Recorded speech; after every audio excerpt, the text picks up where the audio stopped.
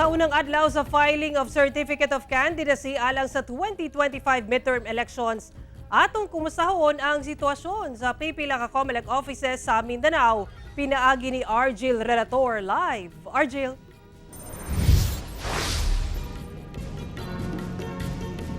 Sara dinhi sa Davao City sa unang adlaw sa pag-file og COC. Duha lang ang nag-file, usa sa pagkakonsehal sa 1st District ug usa sab sa pagkakonsehal sa 3rd District. Sa unang adlaw sa filing of Certificate of Candidacy sa Davao City, perting mingawa ang COMELEC offices sa tulo ka distrito sulod sa Magsaysay Park. Usa lang ang nagsumite sa iyang COC.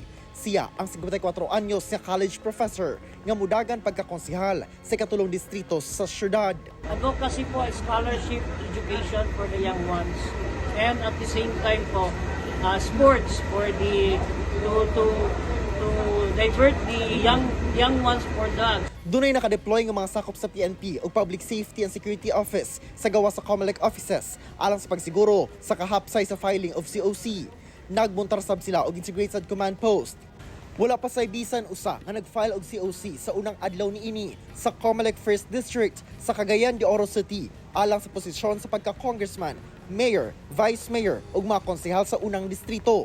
Sumala sa COMELEC 1st District, wala pa'y mga partido nga nagparayag nga moduso sa ilang COC apan hangyo nila sa mga buot mo kandidato nga sayuhon pag-file ang ilang COC aron aduna pa'y oras alang sa pag-correct kung aduna kini mga sayop. Labi na katunay partido na anong dapat sila kanang gitawag na CONA, Certificate of Nomination and Acceptance, o niya ang mga party na to usahay na ay mga faction ba? Oo. So, determine dito kinsa man gyud ang authorized signatory. Kay kung kinsa tong authorized signatory, mahimo tong official candidate of the party. The rest mahimo silang independent candidates. Samtang ang dawaton lang sa COMELEC 2nd District Office ang mga Certificate of Candidacy alang sa mga buot nga pili pagkakonsehal sa kaduhang distrito. Mingaw sab ang unang adlaw sa filing of COC sa General Santos City. Matud sa COMELEC Jansan, wala pa sab sila ipaabot nga mag-file niini karong adlaw. Hinuon, hugot gihapon ang seguridad nga gipatuman sa sulod ug gawas sa buhatan. Wala sab gikan sila sa COMELEC ang ubang transaksyon sama sa issuance of voter certification. So ngayon, nagulat kami na walang suspension. So what I did is, doon na lang po sila sa labas para at least hindi kailangan pumasok within the perimeter. No? So nag-issue pa rin kami, although dinadala na lang sa kanila doon. Samtang sa Sarangani Province, wala pa saya nag-file og COC.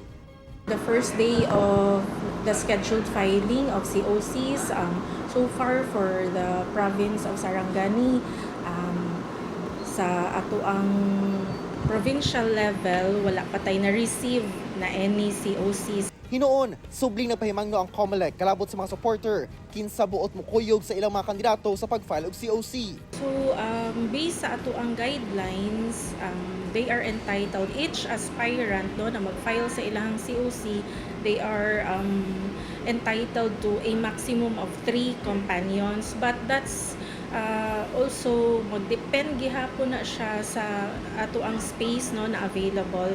Hugot sab ang seguridad nga ipatuman sa mga otoridad, ilabi na sa mga COMELEC office sa probinsya.